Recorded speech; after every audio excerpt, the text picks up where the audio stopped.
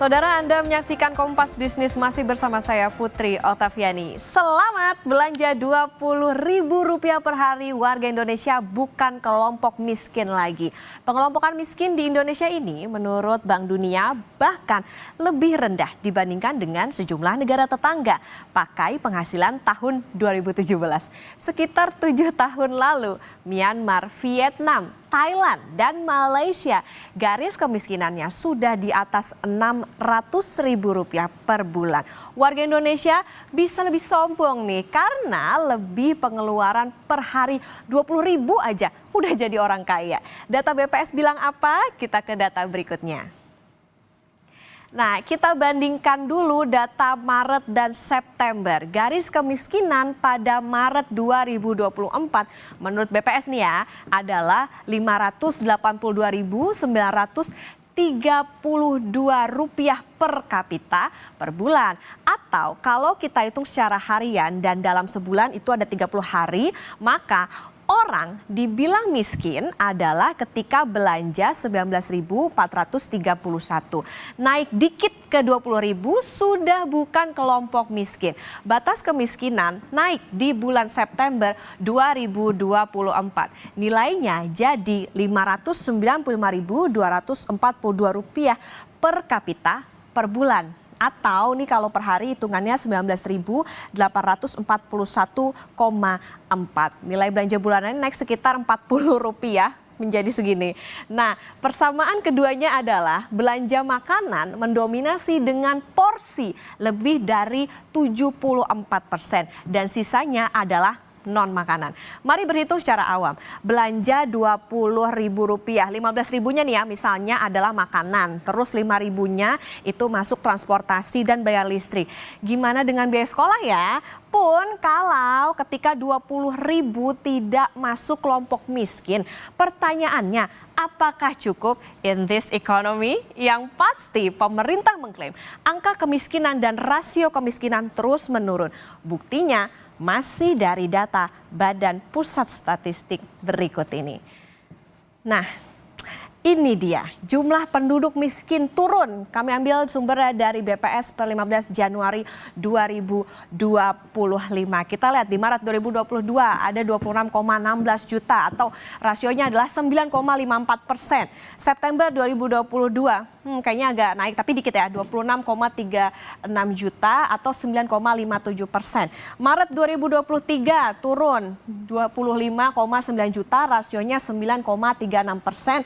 Maret 2024 turun lagi 25,22 juta dengan rasio 9,03%, dan di September 2024 turun lagi 24,06 juta dengan rasio 8,57%. Fakta keras lewat data memang turun secara jumlah dan juga rasio sangat signifikan, bahkan rasionya dari 9%-an menjadi 8%-an. Tingkat kemiskinan ini saudara adalah yang terendah sepanjang sejarah. Setidaknya sejak tahun 1970 yang tercatat sebanyak 60%. Tapi selama ini banyak kritikan standar garis kemiskinan ini abu-abu. Karena yang dipakai untuk mengukur angka kemiskinan di Indonesia sudah terlalu rendah. Pemerintah didorong memperbarui metodologi pengukuran standar garis kemiskinan selama 26 tahun terakhir alias sejak 1998. Jadi nih, kalau Anda beli es kopi segelas harga 20.000, jangan ngaku-ngaku miskin ya.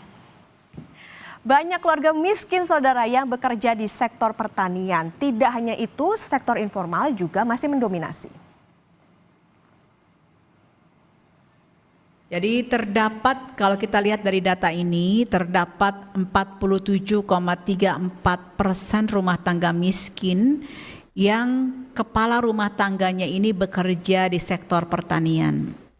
Kemudian kalau kita lihat dari segi sektor informal dan formal, maka persentase rumah tangga miskin yang kepala rumah tangganya bekerja di informal ini adalah 61,34%. Dan kalau kita lihat dari tingkat pendidikan kepala rumah tangganya, maka sebagian besar kepala rumah tangga miskin itu berpendidikan rendah, yaitu tamat SD atau tidak tamat SD, dan ini proporsinya sebesar 64,15%.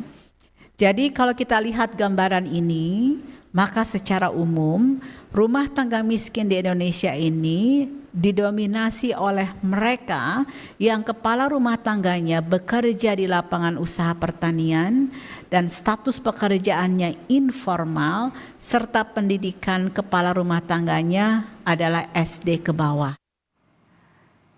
Kita tinggalkan soal kemiskinan, kita ke informasi lain. Presiden Prabowo Subianto akan banyak memberikan proyek infrastruktur pada perusahaan swasta. Sejumlah proyek yang dimaksud adalah bandara, pelabuhan, dan jalan tol. Pernyataan ini sekaligus membantah tuduhan bahwa ia menghentikan proyek pembangunan infrastruktur. Salah satu pertimbangannya adalah karena swasta lebih berpengalaman dan inovatif menggarap proyek infrastruktur. Peranan swasta juga diperluas demi mengejar target pertumbuhan 8% dalam 5 tahun kepemimpinannya. Saya ingin memberi peran yang lebih besar kepada swasta.